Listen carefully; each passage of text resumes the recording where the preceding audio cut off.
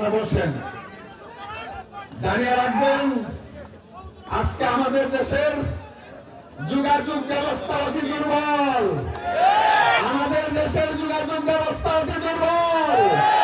এই মাদ্রাসাকে দেশের সকল মানুষদের চেয়ে বেশি ভালোবাসে। আমরা আমাদের এই মাদ্রাসার যোগাযোগ বিচ্ছিন্নতার জন্য সবচেয়ে মৌলিক ভাবে আমরা সমস্যা উপলব্ধি করি আমাদের কেরাম করানো ঠিক। প্রশাসনের যিনি দায়িত্ব পালন করছেন, আপনারা রাজনীতি করেন, দেশ পরিচালনা করেন, সুস্থ সুন্দর সবল ভাবে দেশ চালান। আপনারা আমরা আপনাদেরকে সার্বিক সহযোগিতা করবার কথা কি, আমরা সহযোগিতা করবার কথা কি, কিন্তু আমাদের বুঝতে হবে, আমাদের মনের ভাষা বুঝতে হবে। এদেশের লক্ষ লক্ষ মানুষ কেরাম করা নদীর ভিড়ের কারণে দুর্ভোগে আছে। এই ভিড় আমরা চাই, আমাদের মনের ভাষাগুলো বুঝুন, অন্যথায় আমরা সিদ্ধান্ত নিতে বাধ্য হব। আমার ভাইরা, জুনায়দ হাবিব সাহেব তিনি আসছেন এই যোগাযোগের সমস্যার কারণে। কিছু আছে আল্লাহর ইচ্ছা, কথা বলেন আল্লাহর ইচ্ছা। বিগত কিছুদিন আগে আমরা আল্লাহর পক্ষ থেকে পরীক্ষার সম্মুখীন হয়েছিলাম। সেই পাহাড়ি পানি এসে আমাদের রাস্তাঘাট ভেঙে চুরমার করে দিয়েছে। কেরানকলা বাজারের ছোট্ট একটু জায়গার মধ্যে অনেক গভীর গর্ত ছিল। আমাদের দায়িত্বশীলেরা, চেয়ারম্যান মহোদয় সহ আমাদের এলাকার সাথীরা দায়িত্ব পালন করেছেন, কথা ঠিক। কিন্তু আল্লাহর যা ইচ্ছা এর বিরুদ্ধে তো কিছু করার নাই। এই ভালোর কারণে জুনায়দ হাবিব সাহেব দামাত বরকাতুল্লাহ আলিয়ার গাড়ি বালুতে পুঁতে গেছে। আমাদের ছেলেরা বারবার ঠেলতে ঠেলতে আনতেছে। আমি বলছি সরাসরি দিকে নিয়ে আসবে। সুতরাং আপনারা একটু অপেক্ষা করুন, যাদেরকে দায়িত্ব দিয়েছে তাড়াতাড়ি। আমাদের ভাই, আমাদের জজ মহোদয় তিনি বসছেন, তিনি আমাদের দায়িত্বশীল। এরকম ভাবে আমরা কথা না বলি।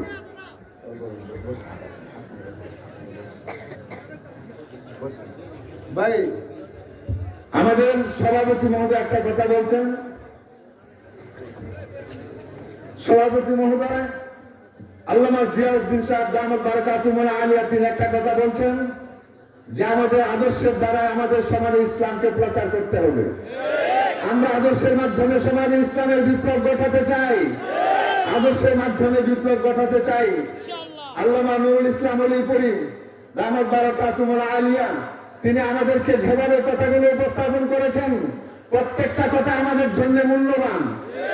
সর্বস্তরের তৌহিদি জনতার পক্ষ থেকে সকলকে নিয়ে হযরতের পায়ে হাত রেখে একটা কথা উপস্থাপন করতে চাই।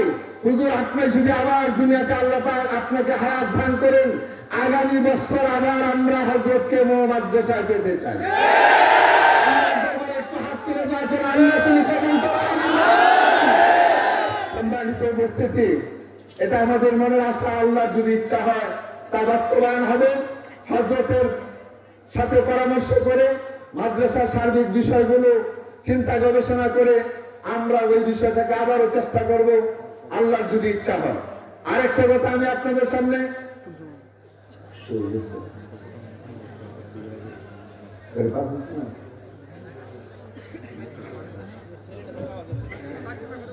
ভাই, হুজুর বলেছেন নবীর সুন্নাহ বাস্তবায়ন করার জন্য, নবীর সুন্নাহ মোতাবেক নিজের আমলকে পরিচালনা করার জন্য।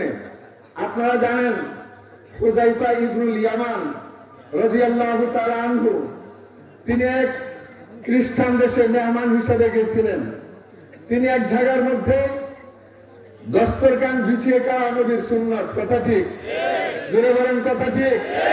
নবীর সুন্নাহ মোতাবেক আজকে আমরা খাদ্য যদি গ্রহণ করতে চাই, আজকে বিভিন্ন অনুষ্ঠানে আমাদেরকে অসামাজিক বলে বিভিন্ন ধরনের কথা বলে। আজকে আসলে কি আমরা অসামাজিক? আমরা সামাজিক, সর্বক্ষেত্রে আমরা সামাজিক। নবীর সুন্নাহ অনুযায়ী আমরা আমাদের জীবনকে পরিচালনা করতে চাই। তৎকালীন সময় বলা হচ্ছে হুযায়ফা ইবনুল ইয়ামান রাদিয়াল্লাহু তাআলা আনহুকে যে হুজুর, আপনি তো ওই বেঈমান দেশে আসছেন, নবীর সুন্নাহ মোতাবেক যদি আপনি খাদ্য গ্রহণ করেন তখন তারা কি জানি কি বলবে। হযরত হুযায়ফা ইবনুল ইয়ামান রাদিয়াল্লাহু তাআলা আনহু তখন বলেছিলেন, আতরুকু সুন্নাতা নাবিয়িনা বিহাদিহিল হুমাকা, আমরা কি আমাদের নবীর সুন্নতকে ওই সকল বেওকুফ এবং আহমক নির্বুদ্ধদের কথায়, নির্বোধ মানুষদের কথায় আমরা কি আমাদের নবীর সুন্নাহ ছেড়ে দিব? আমরা কি আমাদের নবীর সুন্নাহ ছেড়ে দিব? নির্বোধ কোন মানুষ যদি আমাকে টুপি খুলতে বলে আমরা টুপি খুলতে রাজি না। নির্বোধ কোন মানুষ যদি আমাদেরকে দাড়ি চেঁচে ফেলতে বলে আমরা দাড়ি চাচতে রাজি না। নির্বোধ কোন মানুষ যদি নবীর সুন্নাহ নিষ্পাতকে বর্জন করার জন্য বলে আমরা নবীর সুন্নাহ বর্জন করতে রাজি না। নির্বোধ কোন মানুষ যদি আমাদের কাছে কোরআন সুন্নাহ বিবর্জিত কোন প্রস্তাব আমাদের সামনে পেশ করে যতদিন দুনিয়াতে থাকবো আমরা আমাদের রব আল্লাহকে বেশি ভালোবাসি, আল্লাহ নবী মুহাম্মদ সাল্লাল্লাহু আলাইহি ওয়াসাল্লামকে সবচেয়ে বেশি ভালোবাসি, এই ভালোবাসার সূত্র ধরে আমরা নবীর সুন্নাহকে বাস্তবায়ন করব। নবীর সুন্নাহ যদি বাস্তবায়ন আমরা করি এটা আমাদের কি লাভ হবে? আমি আপনাদেরকে একটা কথা বুঝাবার জন্য আমি ওয়াজ করব না, কিন্তু পরিস্থিতির শিকার, পরিস্থিতির শিকার। দুস্থ বুজুর্গ হুজুর আসছেন, আসতে একটু রাস্তার মধ্যে সমস্যা হয়ে গেছে, এই জন্য একটু হুজুরকে একটু স্বেচ্ছাসেবক কোনো একটু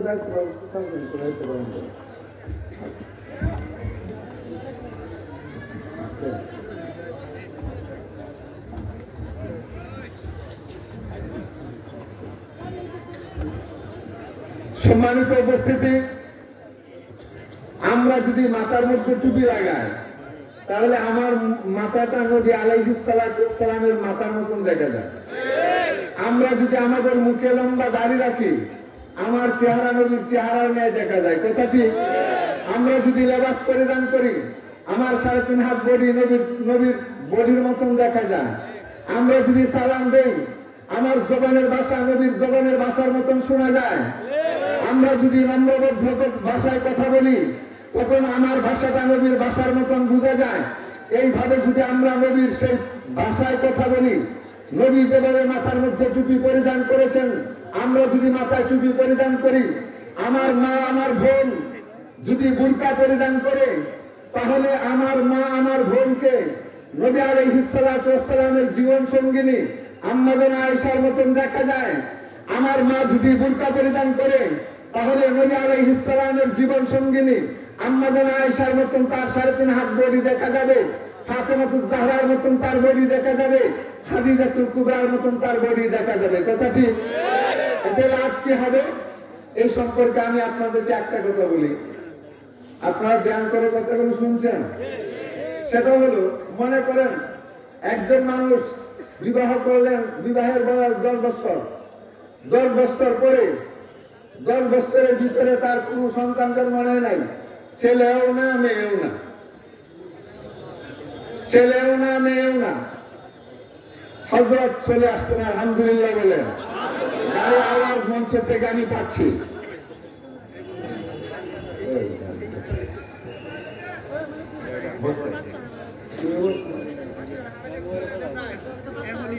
একটা বাচ্চা পাওয়া গেছে,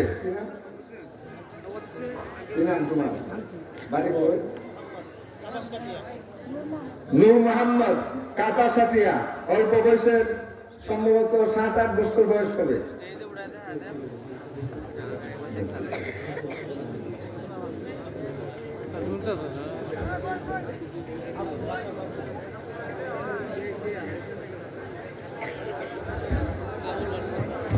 আবুল বাসার না, বাবার নাম আবুল বাসার। আমরা বলতেন আমরা ছেলে নেই,